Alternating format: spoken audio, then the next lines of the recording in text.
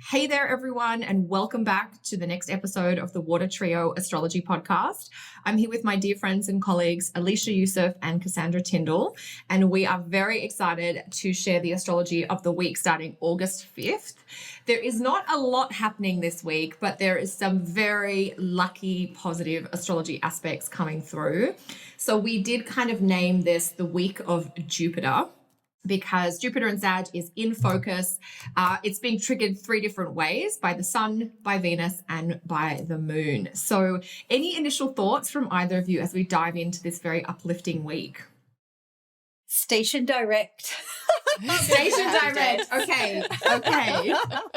So Sunday, station direct for sure. Yes. Yep. We've got the nice crescendo at the end. So that's my, one and only ever happy dance. How about you, Lishi? Jupiter's back. Yes.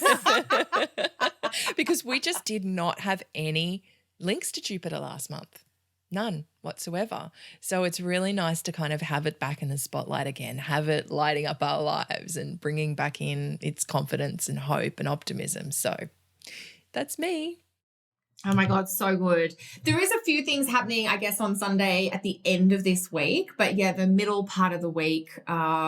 So I'll go on record with my favorite aspect of the year, which is the sun in Leo trine Jupiter in Sag, and that's happening on Wednesday, August 7th. The reason it's my favorite is it's two of the more positive planets that are both connected to generation and growth, the sun and Jupiter, both in signs where they're happy. They're both in signs they rule, which is always a positive for a planet. And they're speaking to each other it's a trine aspect, which is the technical term. But basically think of a really motivating, inspiring conversation that you have with a mentor or a guide, where they're reminding you of how good you are, what opportunities you have, or they're actually saying yes to this big pitch that you've given them. So it is like all the good things. I'm going to run out of positive adjectives, I think, by the time I'm finished talking about this aspect, on all the different platforms. But so it feels like very lucky alliances or breakthroughs or agreements midweek. How are each of you seeing this coming through, or expecting it to come through, I guess I should say? You go, Lishi. Are you sure, Kel? Am I sure? Because I thought the moon was conjunct Jupiter on the 10th of August on Saturdays. Yeah, I've got the moon conjunct Jupiter on Friday the 9th, and that'll be Saturday the 10th in Australia, but the sun will trine Jupiter midweek. Oh, sorry. That's okay. I'm having a total Mercury retrograde. I thought you said the moon in Leo, and I'm like, oh my God, okay, definitely the sun is what I meant to say. Oh, maybe I just didn't hear it properly either. Sorry. I heard the sun. Okay, cool. Definitely sun in Leo, because moon doesn't have any special strength in Leo. Yep. Yeah. Sun trine Jupiter. It's just, it's like the two nobles in the sky kind of coming up and joining forces. It's like, how can we come together? How can we bring things? How can we, and it shines a spotlight on the juice that Jupiter in Sagittarius has. So this is kind of the final trine of the whole cycle of the Jupiter and Sag year. So I feel like it's a chance to really go, okay, where am I at so far with everything I've been trying to do under Jupiter and Sag, and how can I put more energy into it, or what opportunities can I make the most of today? How can I use the confidence of this to really boost myself out and promote myself out and be able to use this energy? There's such a self-assuredness of the sun in Leo, and it's like, I always think about the sun in the middle of the solar system. It's like everything revolves around it. It's not like it wants to be center stage. It just is. And then Jupiter comes in and goes, whoa, offers this great reflection, and it's like, you're doing awesome, man. Like this encouragement of keep going from this other gassy giant. So it's almost like the wind beneath your wings kind of friend coming and giving you an uplift or a major high five going, just keep going. You're doing an awesome job. So that's kind of my feeling for all of this. Yeah, that sounds... Now I'll have that song in my head, Yeah, I was just going to say, don't break out the Bette Midler. She's so Leo. Cass's worst nightmare. What are your thoughts on this aspect, Cass? Oh, alla frickin' Ludia. That's all I could say. I guess, all that you said plus more, it's like finally, like, finally, and the other F word is just finally, like, after everything that, the last few months have brought to us in various ways, shapes, or forms, there is this sense that, oh my God, we've made it. Like we've reached that place, or we've reached that point where we can then look back and go, oh shit, it really was all worth it. Like that, it's, that golden, the silver lining, however you want to look at it. So Jupiter went retrograde back in April. So it was like that Jupiter juice, the only kind of really good thing we had going astrologically for the entire year, went retrograde. And I mean, that is not the worst thing, of course, but it definitely kind of maybe put Jupiter a little bit, in a lesser place to deliver the goods in a sense. And so whenever Jupiter goes retrograde, regardless of the sign, I always feel like it's that time to, particularly in Sag, to really like spend your time lining up your target and drawing back your bow, because now this is the week where you can start shooting those arrows off into the directions that you have had been trying to get going at the first part of the cycle from November to April. Then, of course, you're missing the target. So you might have had to, work on your line and length, so to speak. And now it's like, yep, we've done the practice. We've done the hard yards through the eclipse season. And now, yep, we're shooting those arrows. We're hitting those targets, and we can start really getting that bounty, that goodness, that optimism, the hope and the faith and the exuberance that Jupiter offers. So this is definitely whatever plans, projects, really big ideas that you've had. I'm actually in the process of writing a piece about this, and hopefully it'll be on the website by the time this episode goes to air, but it's what if? What if I take this risk? Or what if I do that thing? What if I take that chance? What could you do if there was no likelihood of failure? Where would you go? Yeah. Like, how far would that horizon take you? And so this is what the aspects of this week really invite us to do, the what if questions. What if money wasn't an option, or time wasn't an option, or making a fool of yourself wasn't an option? What would you achieve? Like, what would you do? Where would you go? Like, how would your life look like? So this was actually the idea of this was inspired by someone that, the three of us do follow on Instagram, Ramit Sethi. And, money is and Jupiter do have a relationship. So he's like, what if you didn't lose money in the stock market? Or what if, your capacity to earn wasn't limited? And not saying that money is everything, but it's definitely a big piece of freedom.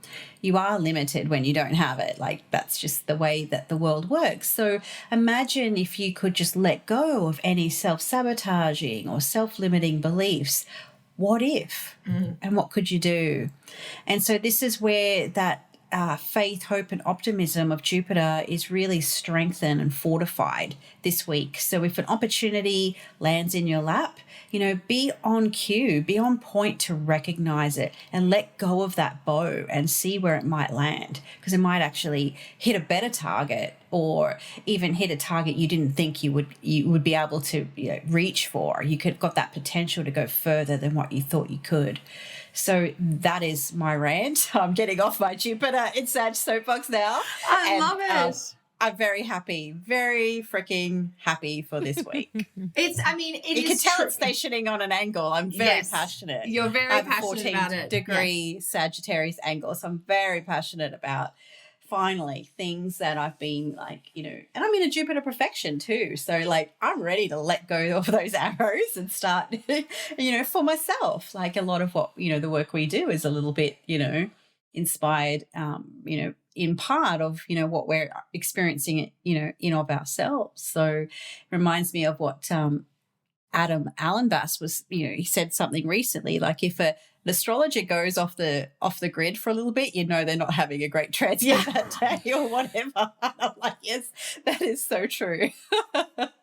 That is my piece for Jupiter. I love it, Cass. And you make some beautiful points, especially around the retrograde cycle. So not that Jupiter in Sag retrograde is bad per se, but it definitely moves more slowly than Jupiter direct or moving forward in Sag. And so that's a beautiful point for people to think about, that moving forward from this week, Jupiter is now moving forward in the sky again, or in the zodiac again.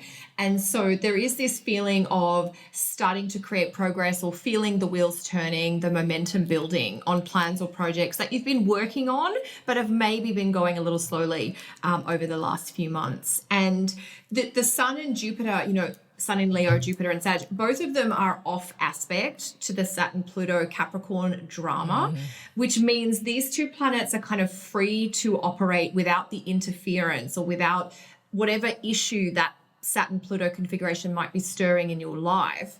The Sun-Jupiter stuff is going on in spite of that elsewhere in your life. So maybe there is an issue going on with your family or your relationship, but it may be that professionally or financially things are really flourishing, or it might be vice versa.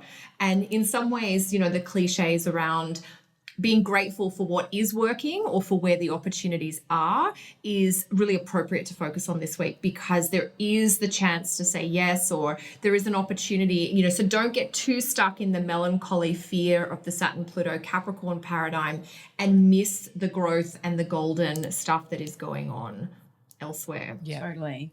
Yeah. Any thoughts, Lishi? Oh, well, I had a client actually say to me the other day, she said, I felt so bipolar this year. Yep. And, she had a lot of cardinal and a lot of mutable. And it was like, you're picking up on both sides of this, exactly what you're talking about. And it's interesting because, I was just saying how we haven't had any Jupiter transits last month, but this month we've got no Saturn ones, nothing triggering Saturn at all. So there is a part of me, and this is because I'm lots of fire, that kind of feels a bit like this could actually get too much. This could get too big. Not for everybody. I get your exuberance and your enthusiasm, girls, because also both of you are very Jupiter ruled. But for me, I've been finding these Jupiter transits too big. So I have to find ways to keep myself down, keep myself level, keep myself calm.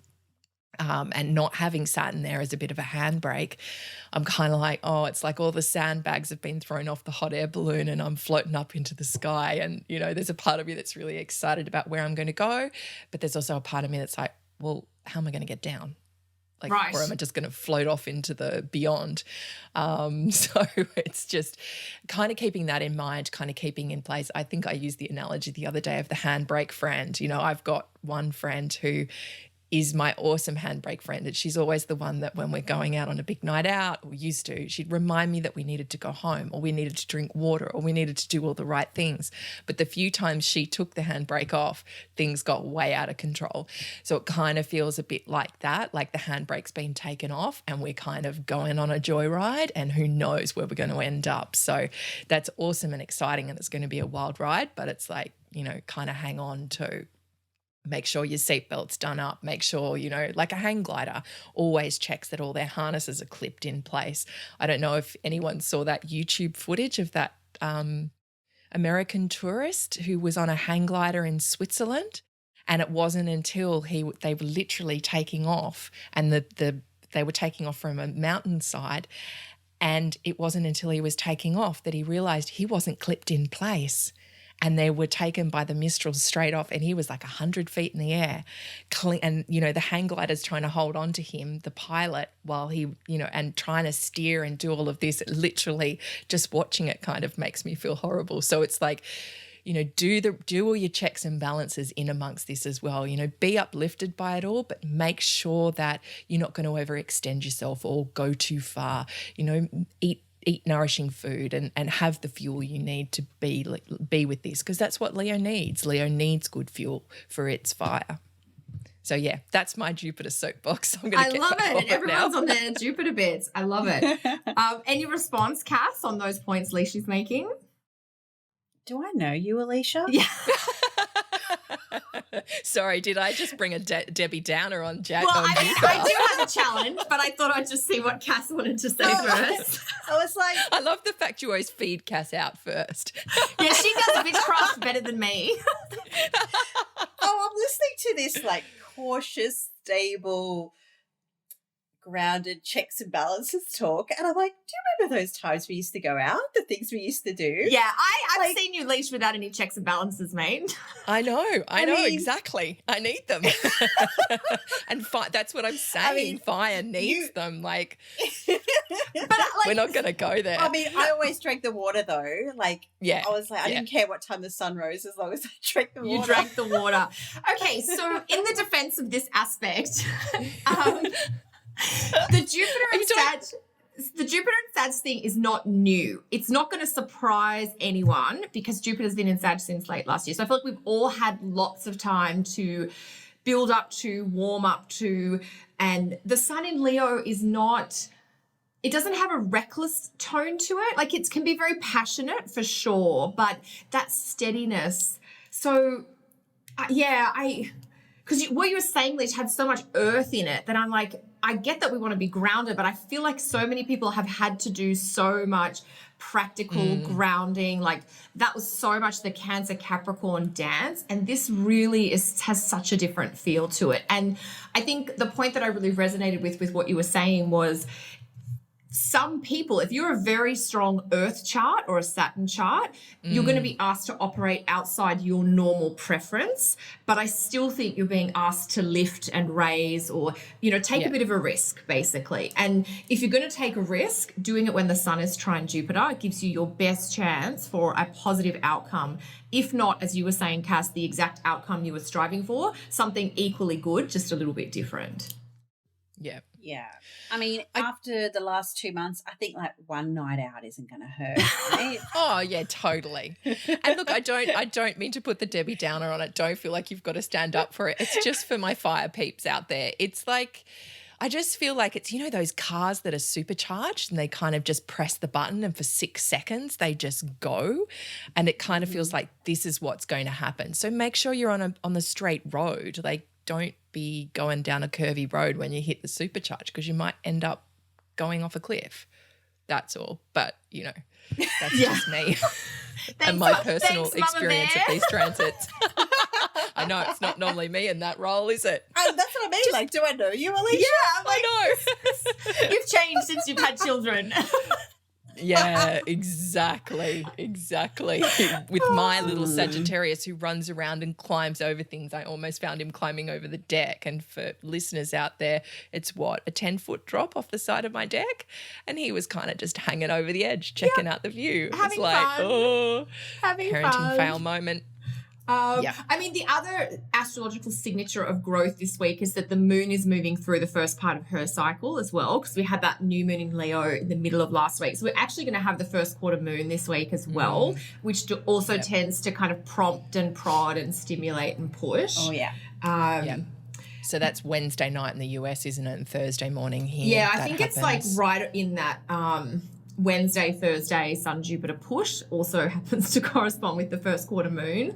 And I mean, end of the week, do we want to talk Jupiter? Yeah, do we want to talk about Sunday at all? Because I know in our last episode, both of you are very excited about Mercury moving into Leo and Jupiter stationing direct, which is all Sunday the 11th of August. So it's all just more fire, it's more momentum, it's more enthusiasm, it's more clarity. Mercury, coming back into Leo, it's just going to sort of pick up where the sun's been.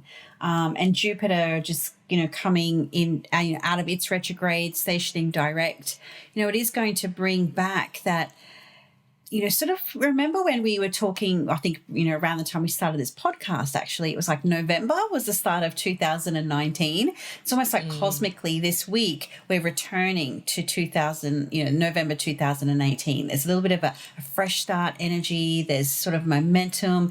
There's enthusiasm. And I mean, I get and I totally respect on where you're coming from. And I get for a lot of people that's going to be a thing. It's something to consider for sure. But geez, deal with that when Jupiter's in Capricorn. Like we've only got we've only got like We've got like 4 or 5 December. months left. I know. It's like, man, I'm like, balls to the wall. I'm just, whatever it is that I have that I want to do, I'm going for it. Like that is, I've had my little, Cancer time. I'm out now. And I think that's something, again, those what if questions, like what if you couldn't fail? What if you didn't need checks and balances just for one time? What could you do? See how far you can go. And then, the astro weather, like at the end of the year, Jupiter moves into Cap. There's going to be a different energy behind it then. And then, then you don't want to potentially have that regret. Oh, there was my chance and I didn't have the courage to take it. Or there was my chance and I was like, no, I was not feeling confident, or I wasn't willing to take that risk. So it does have this sort of almost this feel of this now or never. And with that first quarter moon phase, it's also that push, that momentum, that drive, because then the moon is going to get full. And then that reach, and that's, can be symbolic of the full moon phase. If you didn't take the chance at the first quarter moon, that can be that climax or anticlimax, or that sense of, disappointment potentially, if you didn't kind of, go put in that job application or say yes to that offer, or, just go back to the whole what if. And that's sort of, where I continually come back to the more I think about this week. Yeah, I was just following, obviously I'm on Facebook, and I was an old friend that I used to work with many, many years ago, like 2 lifetimes ago, it feels like, when I used to work in the movie cinemas in Sydney as like an usher and then a little manager at like Hoyt Cinemas, which I'm not even sure if they exist anymore. And he was one of the people I worked with. And 12 months ago, he left his regular corporate job to go and start his own photography business. So he was just putting like a 1-year reflection post out on social media about how the first year in his business has gone. And one thing I was really struck by was, the obvious things, like when you work for yourself, there's no such thing as an 8-hour day. But he did say that he doesn't know why he didn't have faith in himself and do this sooner. Mm-hmm. And that's the type of energy that feels like this week. There is a risk component. There's no guarantee, but there is that feeling of, I think you were alluding to this earlier, Cass, like leap and the net will appear, but you have to take the risk that there's no net there before you jump. And look, Monday of next week is totally reality day, because we've got Super Capricorn day coming through again. So yeah, the fire is so phenomenal. And what I also wanted to encourage our listeners to do was check in your chart and see where Jupiter and Sag is activating for you personally. So find out whether Jupiter and Sag is in your 7th house of relationships, or your 2nd house of income, or your 5th house of children, or what have you. There's 12 houses. It can be in one of 12 places. See what topics Jupiter is trying to bring you a gift or an opportunity around, and then consciously put some effort into creating growth in that area of your life between now. It's December 3, 2019, that Jupiter moves into Capricorn. So as you're saying, Cass, that's our time frame for the go big or go home. And this week is just like now or never. I just love that. It's great. Yeah. I know. Yeah. I just want to go for it already.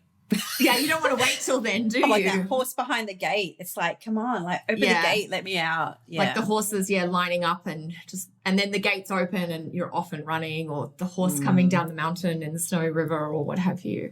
Any final, sorry, go Leash. Yeah. Adding to what you were saying as well, Kel, also look at the house that Leo rules. Because that will be where you'll be getting energy from. It's that trine relationship between those two. Yep. And what I feel as well is, Jupiter often offers wisdom. Jupiter often is the teacher, the mentor. So, what is he teaching you about that Leo house as well that you can then put in place for yourself as you go forward? Where can you actually be really building into yourself and harnessing more self-confidence around yourself in that space? Because that's often what Leo is, the story of that house always. So, this is a particular trigger that only happens every 12 years. So really bringing that juice of Jupiter into that area of your chart as well, and filling that out and opening it up. and I really, I totally agree with what you both say. It is a really amazing time. And I think any confidence we can have, any encouragement we can have, any high fives that we get, any support we get this week, just go with it, believe in it, trust the opportunities that are there, leap hoping the net's there, build it and they will come. That's the kind of feeling of this week as well. So, yeah. So exciting. Field of dreams, guys, field of dreams. Love it. And so any final astro thoughts as we're getting close to the end of our session for this week? I know it's a big theme. It's just all Jupiter. So there's no contrast this week because there's no contrast in the sky, basically. Yeah. I mean, as you were saying, look to your house. I mean, that has been active since November. It's had the volume turned down a little bit since April, but now we can turn it right back up again. So, the November to April piece is a little bit of a clue or an insight to where life can start showing more momentum and progress again in a bigger way. Like it's off with a bang.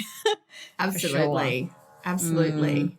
And it's just a really lovely weekend or Friday, especially having Venus trine Jupiter on Friday on her own day. There's having the two benefics holding hands in the sky there is really lovely. So enjoy the honey, the sweet flow of honey. I've been doing some Venus rituals lately and I couldn't work out. My husband keeps coming home with the markets with honey. Oh, literally. Literally, he's bringing you sweetness. Yeah. We've got 10 jars of honey. No, people have been giving it to him or giving it to me or giving it. So we've got 10 jars of different honeys in the house.